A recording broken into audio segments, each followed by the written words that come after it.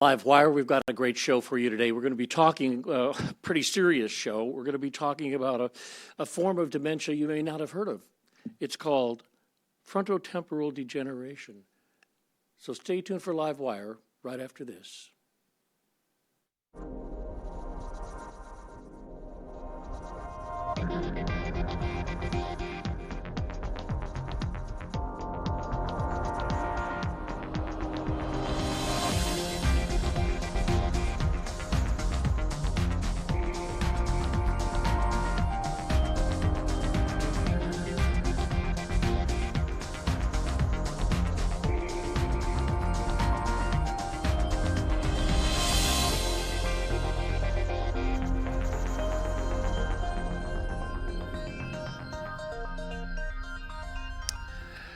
Okay, with me in the studio is Terry Walter and Beth Walter. They are representatives of an organization called the Association for Frontotemporal Degeneration. And it's a, you all may know about something like Alzheimer's, and I guess this is something akin to it, wouldn't you say? It's a form of dementia. As I say, Alzheimer's is dementia, but not all dementia is Alzheimer's. Mm-hmm. FTD, for frontotemporal degeneration, is very different than Alzheimer's, mm-hmm. in that Alzheimer's is memory, FTD is personality, behavior, speech, and movement.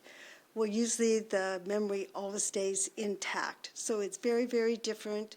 And one of the big differences is the age difference. Alzheimer's is an older person's disease. FTD can affect from 18, 20 to up to 80, but the most common ages are 45 to early 60s. Mm-hmm. So it creates a very different atmosphere too because of the age of the individual. Well, the symptoms are different too. The symptoms are very different. Yeah, wow, that's an amazing thing.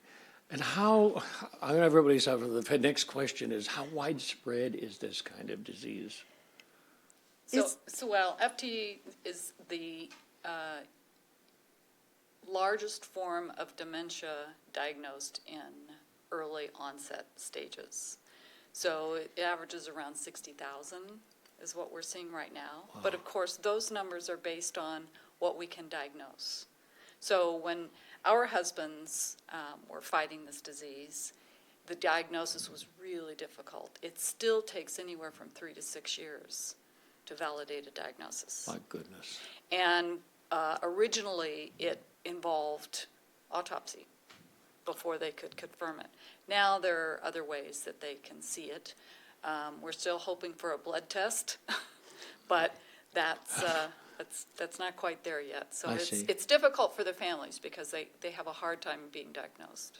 I'm going to ask you a couple of silly questions too. Like, okay. How is it that we don't know about this? I mean, people, you know, I've never heard of it. I think because too, a lot of it is misdiagnosed and underdiagnosed. When you have someone 45, 48 walked into a doctor's office with apathy, they get diagnosed as depression, bipolar, schizophrenic. We have one of our ambassadors, her daughter was 33 when she passed from FTD. She was 29 when diagnosed, and they had put her before the diagnosis into a home for schizophrenia. And she said even when she went to visit her daughter, the other patients would come up and said, we watch out for your daughter because she's not like us. So at 29, she got a diagnosis of FTD. So it's just really hard because it mimics so many other diseases mm-hmm. that it just not there. So, you know, they say approximately 60,000. I don't know. Yeah. I see. Okay. So in your family, you have this disease somewhere, right? So it's genetic in our husband's family. Yeah. This gene, chromosome open reading frame 9, they call it, mm-hmm. Was present in all 3 of the brothers mm-hmm. in the family. It is also linked with ALS, this particular gene. I see. So it's a double whammy. And their mother and one of their aunts had passed away previously with ALS. Terry and I look back over the history of the family in our participation with the family, and we absolutely would guarantee that they both likely had FTD as well. It was unfortunate when you say something silly. We used to call them ditzy blondes. But we really think that was the FTD part. I see. And in speaking with Dr. Bruce Miller at UCSF, when her mother, Stephen's grandmother, passed away from choking on a peach. But he was pretty much certain it was probably the ALS that had started in her throat, I her see. weak muscles. So we think it comes from there. But with the C9, they can develop FTD or ALS or both. And what is it? Older folks that primarily get the symptoms? No, Nope. no. And not only is it not just older folks, it presents so differently in every person. If you have brain cancer, they find it on a scan, and you have brain cancer. If you have FTD, it can manifest in so many different ways that it's like trying to put your thumb on mercury. About the minute you think you have it figured out, it goes in another direction. It's especially in the behavioral variant form, because you get settled into a routine and you think, okay, this is as bad as it's going to get, or this is the most that I have to deal with, and some other version of that illness comes into play, and you have to deal with that all over again. For families, it's horrible, because often it hits them in the prime earning years. So if it's a breadwinner in the family, you have a difficult time financially, you can't get a diagnosis. If you have young children in the home, that becomes a big problem. It's very multi-layered. So multi-layered, and it's been called in the form that you have the spectrum of diseases. Yes. And so how does one tackle in science dealing with the spectrum of diseases? Must be a spectrum of various awful things happening to a body. I think that's why it really wasn't until about 10, 12 years ago that research had even started on FTD. There was no research being done. But in finding some of the genes, the C9, it has really helped explode the research, the clinical research part The of it, interest in because it. it gave them something, and the interest in it. And when they connected it too with ALS, it just really has taken off. I see. And your organization is, you're here on television talking about it, so we're getting the word out about it. But you have a meeting coming up here. Is this for anybody to come and see it, or is this for people who have it? It's for anybody. It's the individual who has FTD can come, their family can come, caregiver homes can come, so they can learn about how to handle FTD, because it is very different than Alzheimer's and what they're used to. Many times an FTD patient will be asked to leave the assisted living home. Because of the age, they come in healthy other than the FTD, and because of their behavior, they're just not aware of what they're going through and how to handle it. So it's for anybody, or even if you suspect someone in your family that has had a complete personality change, come. You can come and learn and meet other people who are involved. So we have this up on the screen right now. Okay. So, and there it's at the Seventh-day Adventist Conference Center on Douglas in Roseville. And we'll put this up a little bit later in our discussion about this form of dementia. So some famous people, Bruce Williams and Wendy Bruce Willis, yes. Willis. He has the speech variant, which they call primary progressive aphasia, but it's just the speech variant of FTD, and I believe Wendy Williams was diagnosed with the same variant, the PPA. But like we said, there's just the behavior variant, there's the speech variant, there's the movement variant, which can be a Parkinsonian type symptoms, or like us with ALS. I see. They're finding just ALS, almost 50% of ALS patients have some type of cognitive functioning problems, and a lot of it is FTD. They're putting that FTD and ALS on the same spectrum because it just seems to be really closely related. I see. It's very interesting. This is like science opening up this terrible series of things within something that we didn't know about before. I mean, it was it's a separate kind of thing.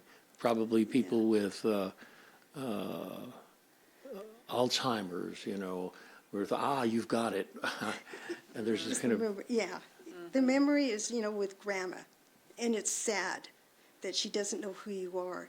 But with FTD, Stephen was 46 when he could not work any longer because of the dementia, because of FTD. So then I took over supporting the household. I see. So it happens very young. People have young kids at home, or they could even be supporting grandma in the assisted living care, and their income is cut in half. Plus, it takes twice as much to keep a FTD patient than it does an Alzheimer's patient. What is it like? Well, they need Need more constant supervision. Constant supervision, I see. Because they're physically able to do things often.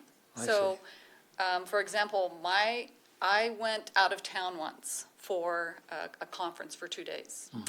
And I got a phone call. I had just driven down to Monterey for this conference. And I got a phone call from my best friend up in Cameron Park at the time. And she said, "Did you know Mike was going to Reno?" And I said, "What?" She goes, "I just stopped by the house, and he has a suitcase packed, and he's standing on the front step, and he's waiting for his friend to pick him up to take him to the airport." And I said, "No, why was he going to Reno?" And she said, "Well, he said he was going to see his Aunt Betty," which he did have an Aunt Betty in Reno. But there was no reason for him to go there. However, he had a driver's license, he had a credit card, he could have clearly gotten on a plane and gone to Reno, and I would have been none the wiser. Wow. So they can make decisions, they can move, they can run, they can do all kinds of things that you just can't control until it's already done. I see. And so you play cleanup a lot. You're always putting out a fire. You just, Yeah. one day you think you get the fire put out, and the next day something new pops up. And as I was going to say, you talked about the symptoms. Even in our family with all these different people, each person was different. Stephen was different than Mike. I think sometimes I didn't have quite the behavior problem because the ALS took over and he couldn't move. And I had the problem of ALS and him not being able to move and being bedridden or in a wheelchair, but I didn't have the behavior because he couldn't act on it. Okay, we're was going to take a kind- short pause here. That's important. And we'll come back to talk more about this. So we're going to take a short pause for the cause, and we'll be back in just a few minutes to talk about frontotemporal degeneration.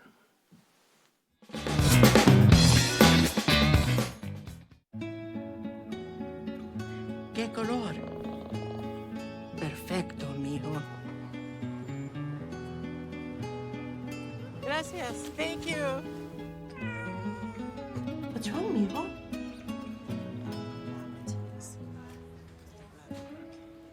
Donating to a pet's medical care is one of the many ways you can help families in your community.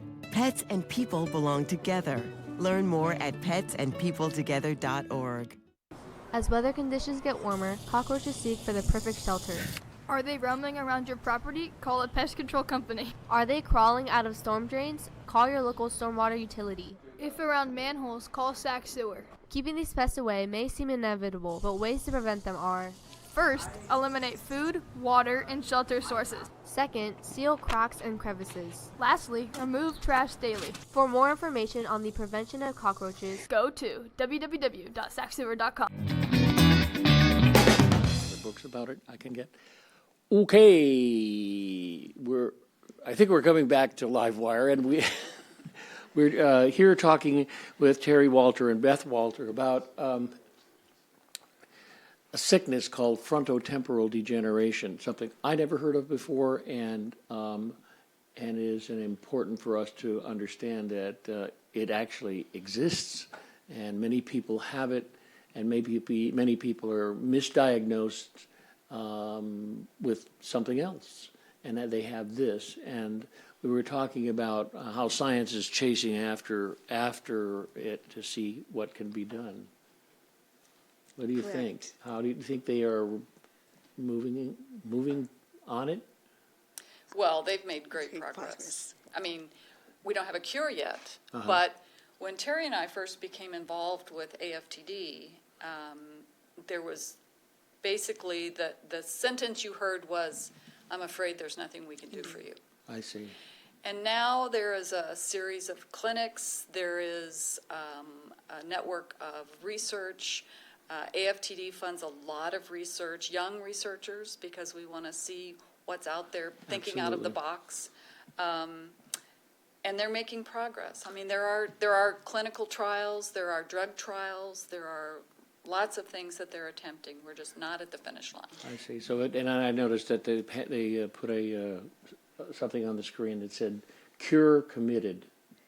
That was our our- logo or our statement. We did a crazy, crazy golf tournament for how many Oh, years? for 8 years. Oh, It was nuts. It was nuts. Well, But that's But it was worth it. it was worth it. Okay, I would It's say the it one is. thing I want to say with the research, and if they do, when we do get to that cure or medication, I think it's going to open up the whole for any neurodegenerative disease, whether it's Parkinson's, ALS, FTD, Alzheimer's, because they're all so closely interrelated. If they get a cure for one, it's going to really, I think the others fall in line much, much easier. Okay, well, I think that that's important. And the association is having an event. People who are listening can maybe come and learn more. Learn. Yeah. Everyone is welcome. It's a very safe place. And you can learn, bring your loved one if you just want to, or you're a caregiver and take care of FTD patients, if you're family, you just want to know, it's the place to come and learn of what is happening about the disease, what you can do. So, So- It also offers some pointers for them, for their families, because what we found through our journey was you run into these roadblocks in very unexpected places, like Social Security. So if you go to Social Security and you say, "My husband has FTD, I need to file a claim," and they'll go, "Well, okay, but we don't recognize that as a valid reason for filing a claim." Now, you can go through a process and you can have that overturned, but it takes time, it takes energy. These people are struggling already. So knowing that going in, you're prepared and you can, kind of do that work ahead of time. But those are the kinds of things that people don't think about because they're in the throes of the illness. I see. In your organization, can it take on the task of making sure that the government actually changes its It's its yeah. understanding of this? Terry actually is working Get on. locally on something. Yeah. We do that nationally. We spend a lot of time on the Hill. Our office for AFTD is based in Philadelphia, and we do have a government affairs group in-house who spends a lot of time lobbying on the Hill, talking specifically to senators and Okay. Congress and whatnot about. And we do a lot of work with the National Institutes of Health. So we work on funding with them I and see. research with them. So we're changing the landscape in that way. But we'd love to see, like our state, California, get more on board. Got it it. needs to- we are, I think in June, it's coming up, we're going to have a state resolution on FTD. We have a senator good. from Southern California that's offered to sponsor it and put it through. So that's a first step to get them to recognize FTD, and then we'll just keep going on. But when she talked about Social Security, I think they had more trouble. For us, Stephen got diagnosed with ALS, and ours went right through. They Yeah. put FTD on Mike's, and they had to fight for it. Bang. And it's the same disease. Amazing. It was. But you're right, the governmental change is huge. Huge. Okay. I- So we have some photographs, and maybe, Terry, maybe you could narrate. This is from an ALS walk. You Up could there. look up there. In 2009, a group of us. So this was just a couple of years. Mike had passed in 2006, and he's, as I'm looking on the left, and Stephen's on the right, and he passed in 2007. So we were doing, I think it was on this ALS walk when we came up with the golf tournament and switched to that. And then we subsequently learned about AFTD. Okay. Now, these are my 2 daughters and 3 granddaughters, and why I carry that picture with me, because they're at risk for the C9 gene. The C9 ORF72 gene is a dominant gene. I see. So they say they have a 50% risk of inheriting that gene from their father. I see. So that's one reason why her kids, okay, and this is Mary, and Stephen is in the back, Mike's in the middle, and Phil, the oldest brother. All 4 of them had the FTD and the ALS. So the whole family was just wiped out with this disease. Wow. So that was Yep. our first golf tournament. First golf tournament. Yep, we have all the nieces and nephews Nephews. from the East Coast and Coast, West Coast these are the- represented.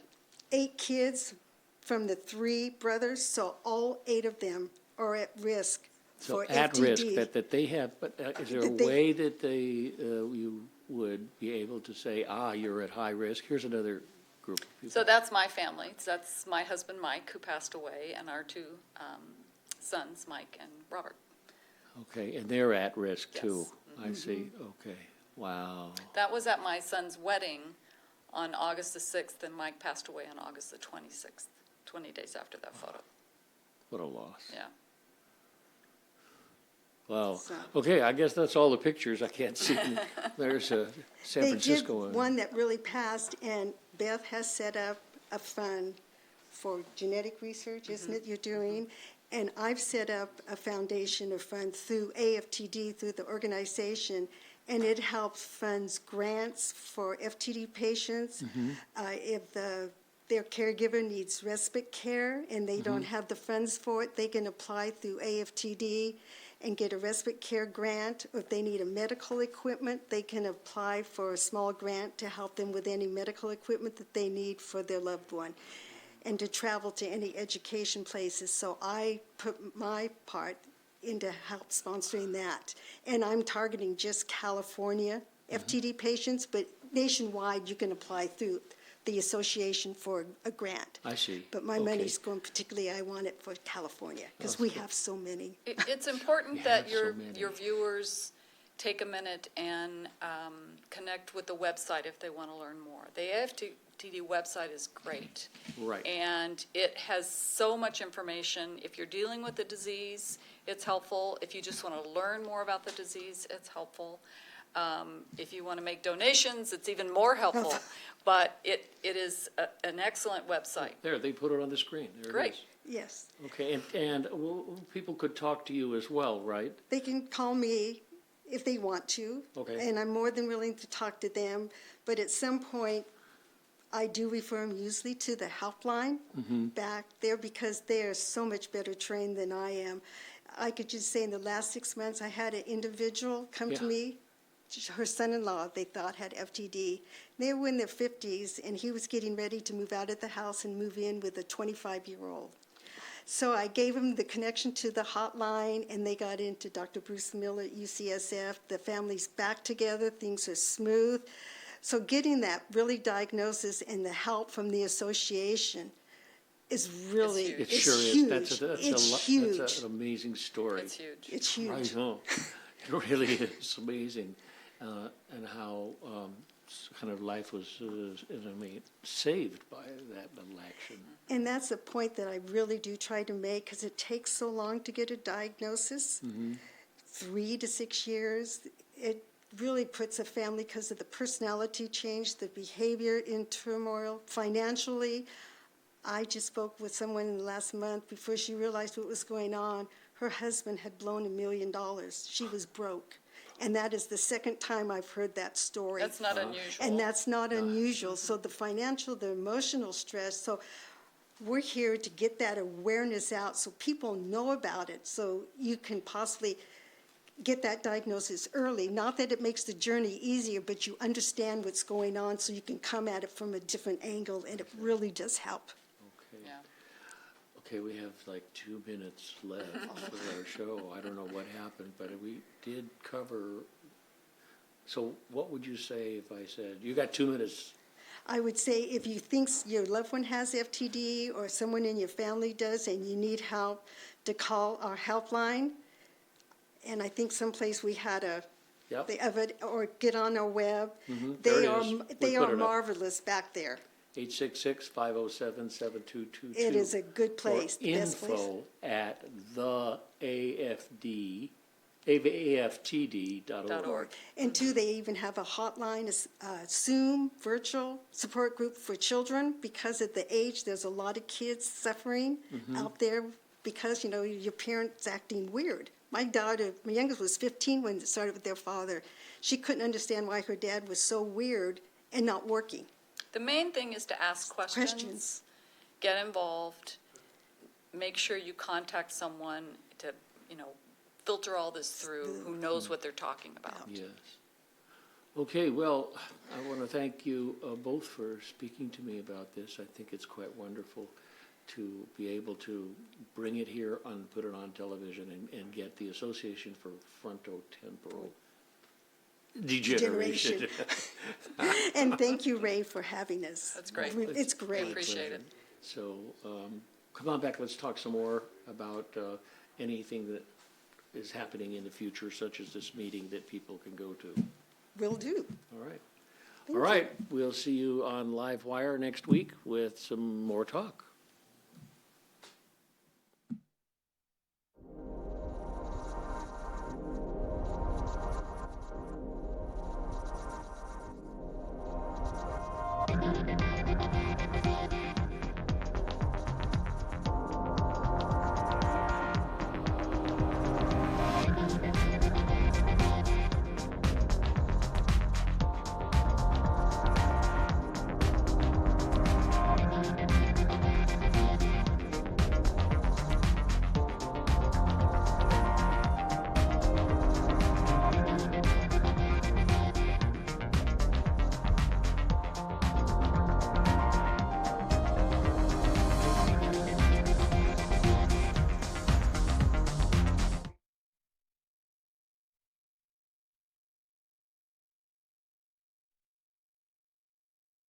Fats, oils, and grease.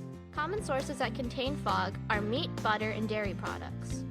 Fog can clog your pipes and create sewer blockage when hardened. To prevent fog from clogging up your pipes, you can scrape grease products off of pans before washing, put leftover fats and greases into a sturdy container for later use, or trash any fatty food scraps in the garbage. Not the sink. Stop the clog. Learn more at sacksewer.com. Man, it's lonely. Like, going through life lonely.